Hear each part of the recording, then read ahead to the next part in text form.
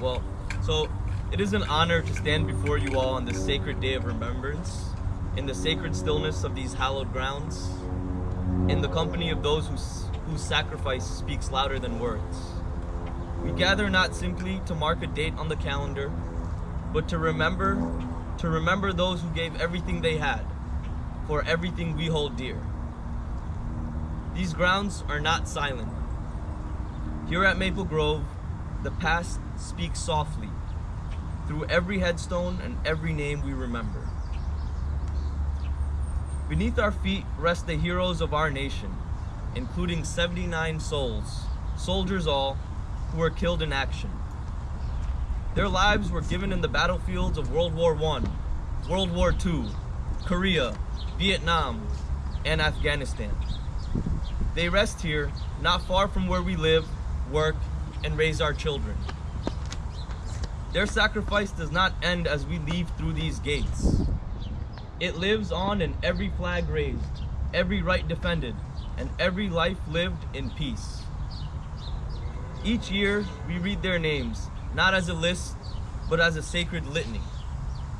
For in speaking their names, we do what memory demands. We give them a voice again.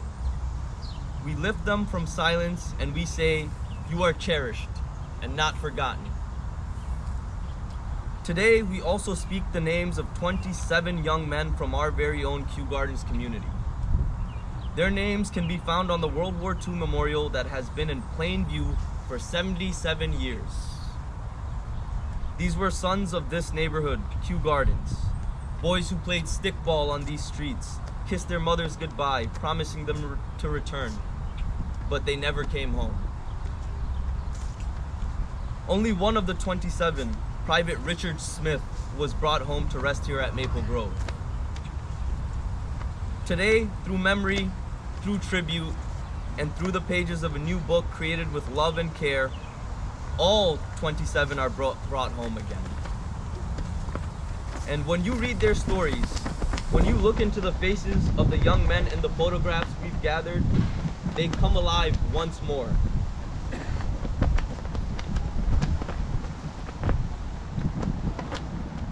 Remember for a moment, you are not just reading history. You are meeting someone's son, someone's brother, someone's best friend. You see their youth, their courage, their dreams, and you carry them forward. On this Memorial Day, as Maple Grove marks its 150th anniversary, we offer this book as a gift to the neighborhood of Kew Gardens, a gesture of remembrance and of community kindness. May every library, every home, every reader come face to face with the cost of freedom and the power of remembrance. The lives that shaped our freedom can too easily become whispers in the background. Not here and not today. We need to stop, we need to remember, and we need to call out their names, because here in this sacred place, surrounded by their memory, we stand in the very freedom they made possible. We remember to ensure their legacy lives on in us and in the generations to come.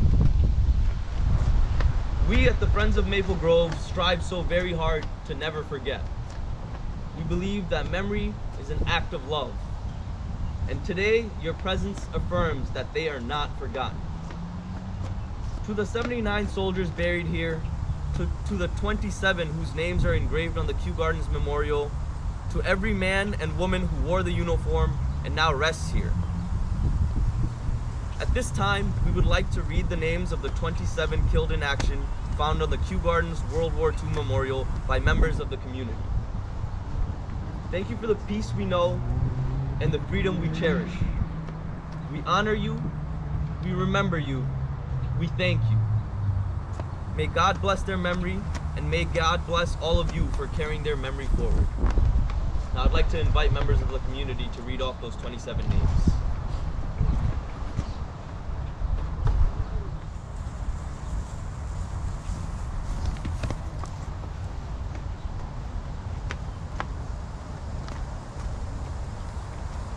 Robert Walter Abram, William Kenneth Bain, Arthur Berg, John Michael Birmingham, George Collar Lass. Martin H. Braun, Richard L. Cardozo, Norman L. Conrad, Edward Ennerts III, Leon C. Gold.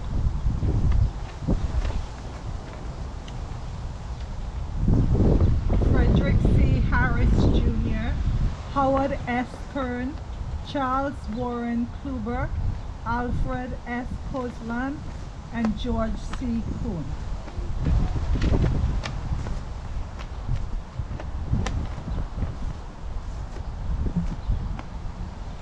Robert Ainley Marsh, John Mascioli, Jacob Lewis Mass, Herbert Graham Nash Jr., Walter Francis Roth, Barry Ruffing.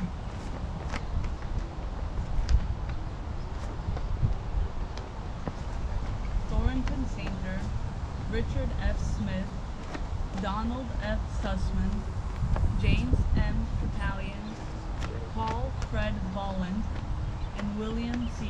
Jepson.